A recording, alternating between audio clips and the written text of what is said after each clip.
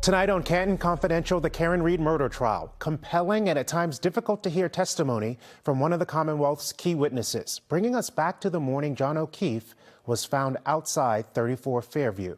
Take a listen. All of a sudden, Karen starts screaming, there he is, and she's banging to get out. She straddles John and she lifts up his shirt, and then she lifted up her shirt and went to lay on him. And Miss Roberts went over and she was removing the snow from his face. I'm Glenn Jones. J.C. Monahan has the night off. You just heard from Jennifer McCabe. She gave us one of the most detailed accounts we've heard so far as she recalled the morning Boston police officer John O'Keefe died. Let's quickly review her connections to this case. Her husband, Matt McCabe, was on the stand before her.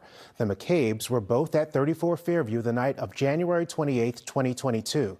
At the time, the home was owned by Jennifer's sister, Nicole Albert, and her husband, Brian. Jen called O'Keefe a friend and says their children were friends. Earlier this week, their daughter Allison McCabe testified to picking up her close friend and cousin, Colin Albert, from the home that same night.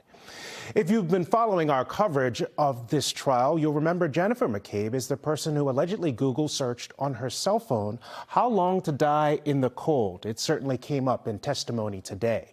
Joining us live in Denham with more on that and the day's other big developments is NBC 10's Eli Rosenberg. Eli, the week ended with a really important witness. Yeah, Glenn, this was a big day for prosecutors, too, as jurors for the first time heard from Jen McCabe. Who is Jen McCabe? Well, she testified early in the day. She was a friend with Karen Reed and was with her that frantic morning as they searched for Reed's boyfriend, John O'Keefe. And it was during that search, McCabe testified today, Karen Reed said this. Miss Reed stated that she hit him. Besides running around saying, I hit him, did I hit him, could I have done this, is he dead, is he dead? It was a moment this afternoon where the courtroom froze in time. Jen McCabe detailing what she says Karen Reed told her moments after they discovered Reed's boyfriend laying in the snow. 3 times, I hit him, I hit him, I hit him. Earlier, it was could I, did I. When she spoke to the paramedic, it was crystal clear, I hit him. You solemnly swear the evidence given to the court. McCabe taking the stand as prosecutors continue to detail the circumstances and events they say led to the death of Boston police officer John O'Keefe. Reed is charged with hitting him with her SUV after a night of drinking in and around Canton in January 2022. McCabe starting the day detailing her friendship with Reed. I enjoyed Miss Reed. I really liked her. I thought we connected from the beginning. She was very easy to talk to. She had MS, I had MS, and there's not a lot of people our age that I personally know that have it. A friendship which led to that frantic morning. As McCabe testified, Reed pleaded with her to help find O'Keefe. McCabe told the court she suggested visiting the Canton home where Reed was last seen hours earlier, the home where O'Keefe's body was eventually found. Karen brings us to the back of the car and says, look, see, I have a cracked taillight. Reed's lawyers maintain O'Keefe was attacked inside that same Canton home. One of their arguments they say helps support that, a Google search on McCabe's phone. Prosecutors this afternoon asking her about that. She grabbed my hands and she said, Google hypothermia, Google how long it takes to die in the cold. And so I had my phone out and it was cold and my hands were frozen and I have MS and I took my phone out while she was screaming and shaking my arm and I attempted to Google how long does it take to die in the cold. That Google search was at 2:27 in the morning. That's when the Google search happened, and you'll find out why we know that in short order. Leaving court this afternoon, Reed's attorney not sharing how he knows that as he prepares to cross-examine McCabe next week. There are more holes in her story than a fishing net, so I'll focus on all the holes. So you heard from Reed's lawyers right there. Prosecutors generally don't talk when a trial is going on. That was the case again today. No court on Monday, so everyone back here on Tuesday. It'll be a chance for Reed's lawyers to cross-examine McCabe. It's at that point, Glenn, we expect to hear a lot more about that Google search. All right, Eli, we're in week 3 of testimony, and Judge Cannoni has appeared to be frustrated by the pace of this trial. Should we expect anything to change? So at the end of everything today, the judge did address the jury. So as it stands right now, full days of court generally on a Monday, Wednesday, Friday, half days on Tuesday, Thursday. So the judge asked the jury to consider possibly moving Tuesday and Thursday to full days as well. Something else to watch as we enter next week. Glenn. Eli Rosenberg at the courthouse, thank you. Criminal defense attorney Morgietta Dirigier is rejoining the conversation on Canton. Welcome back. Thank you. Good to have you back. All right, so as Eli mentioned, we had Matt and Jen McCabe on the stand today. Ahead of trial, even casual observers know who Jen McCabe is because of that Google search.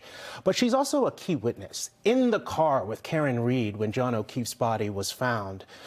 So she can paint the timeline for the prosecution, perhaps unlike anybody else.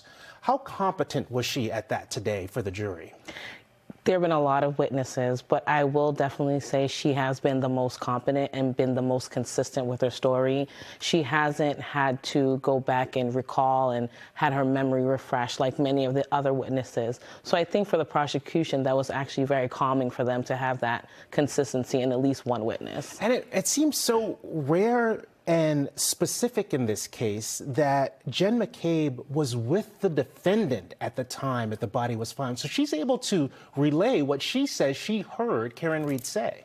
And that first-hand knowledge, that personal knowledge, is something that we haven't been getting from a lot of the other witnesses. Some haven't been able to recall exactly what they heard or misheard, but I think it's refreshing, at least for the prosecution's case, that she was actually right there. So it's been really interesting. All right, let's talk a little bit more about that Google search that I mentioned. How long to die in the snow.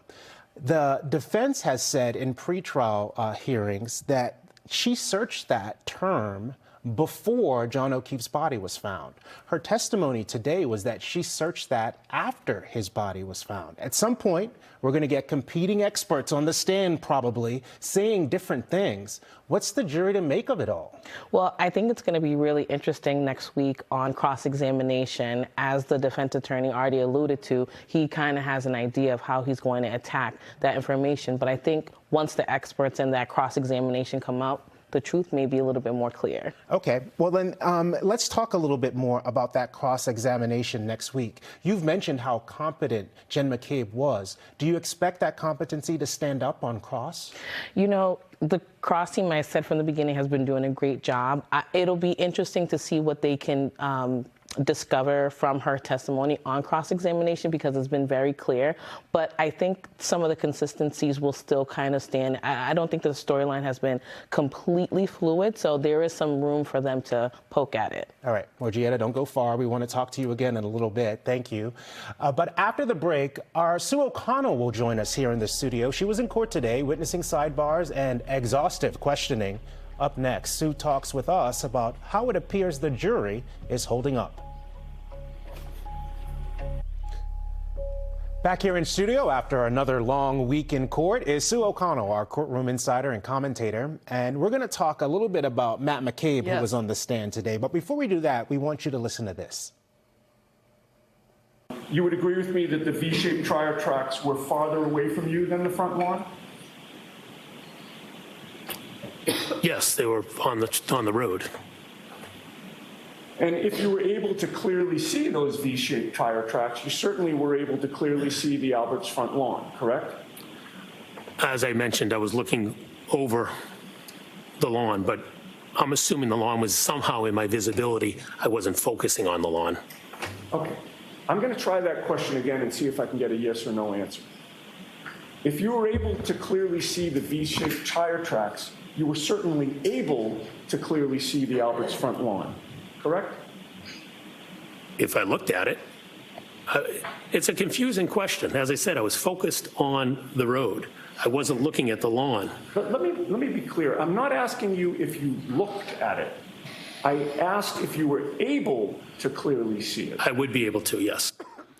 That was David Yannetti and Matt McCabe on the stand in a 1-minute-long exchange that really didn't move the story that far down the road. And we had many minutes like that. We did indeed. How is the jury managing through all of this? best you can tell. Yeah, I mean, it was a very frustrating morning.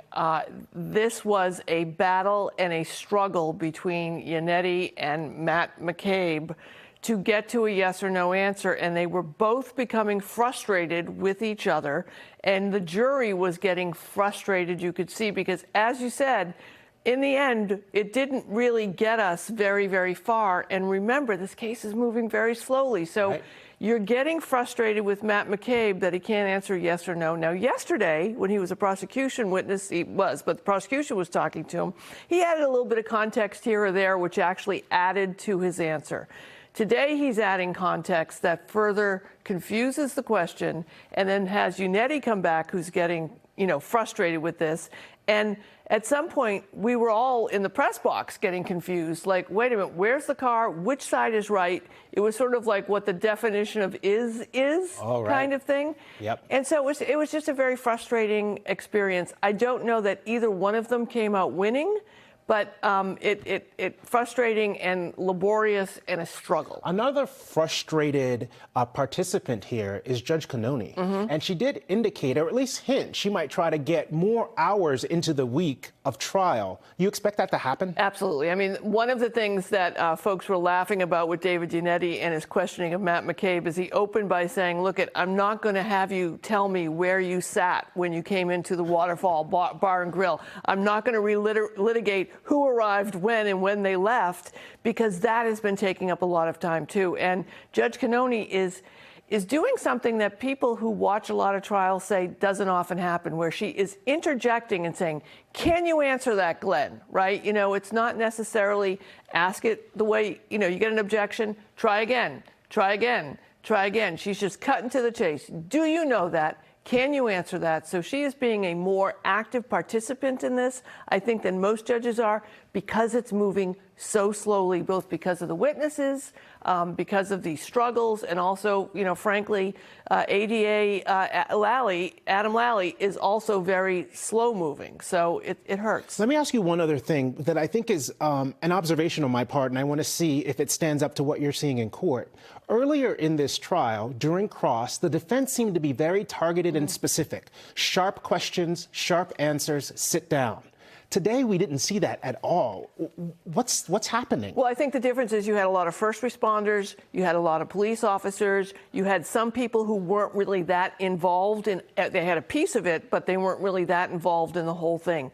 These witnesses that we've started seeing this week are involved for many, many, many hours in many, many different locations. Fair enough. And they are hoping that they're bringing the defenses, they're going to pull out pieces and plant Easter eggs so that when they come back on defense or present defense, they'll be able to say, so-and-so testified this, so-and-so testified that. But remember, Jen McCabe has been the whole day.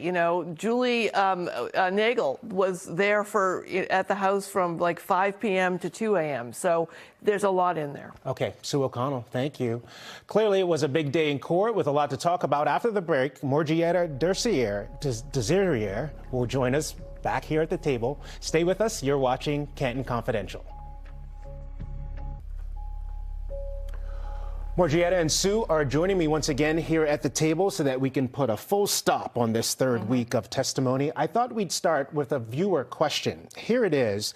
This viewer wants to know, why is the prosecution calling these witnesses? What good does putting Colin on the stand do? This is from Mass Appeal 966, posted on social media. Morgietta, why don't you take a swing at that one? I'll be very honest. I'm asking myself a lot of these same questions. I know that the prosecution has to prove each and every element of the crime that they're trying to assert against Karen Read, but it's taking them a really long time to get to each and every point. So I said it before, and I think all of us have said it, it's a slow pace to that. Maybe it's part of their strategy. I'm not 100% sure. But at this point, we haven't even got the medical information that he has died, pretty much, and so it is a slow pace. It's a very slow pace. Yeah, my concern, Glenn, would be that they had to introduce the vet before out of order because of her schedule. So the jury is now wondering, why did I need to see a vet when I don't know what the dog is really playing in this? And then Colin, who we know, whether we're trying not to pay attention or not, is going to be presented as maybe a part of the third-party challenge. But the jury doesn't know that yet. And then he's put up there and basically introduced before we have the information about, we still don't know how much Karen was or wasn't drinking. We still don't know, as the jurors, what the cause of death was or any of these things. So I imagine there might be some confusion, like, why do we care about this guy, which they wouldn't have had to do if they put it on after, I think. About expert witnesses, let me ask you both in this way.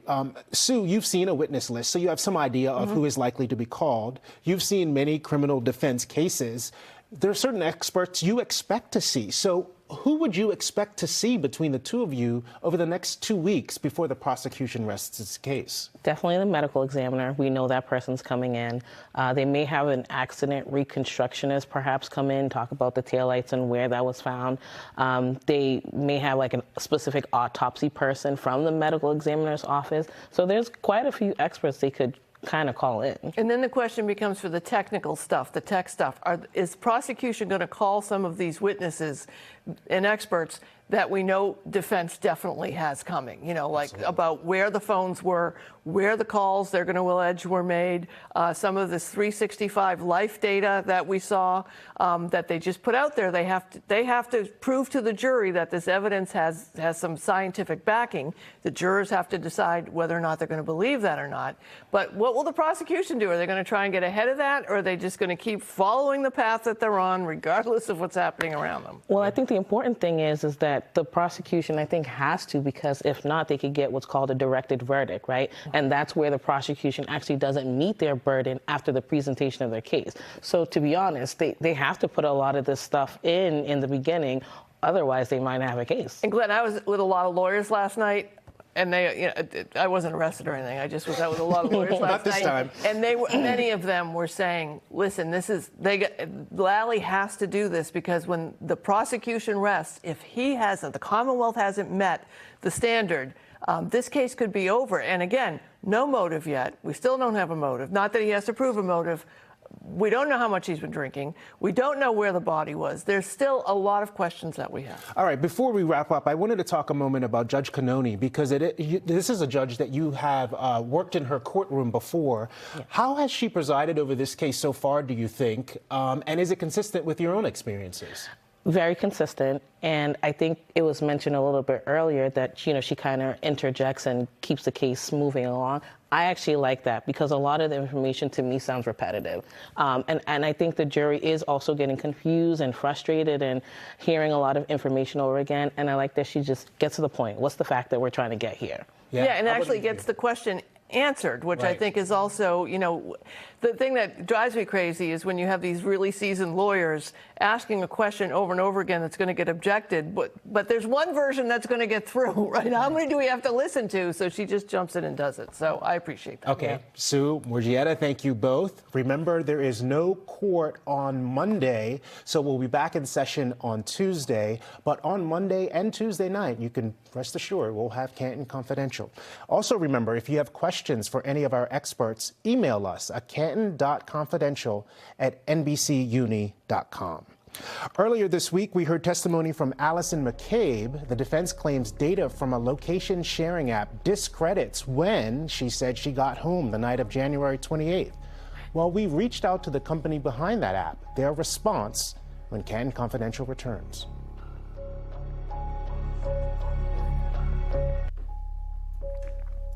Before we close out the week, some new information that we hope will provide a little context to earlier testimony. On Wednesday, Allison McCabe testified to picking up her close friend and cousin, Colin Albert, from the home at 34 Fairview Road around 12:15 in the morning.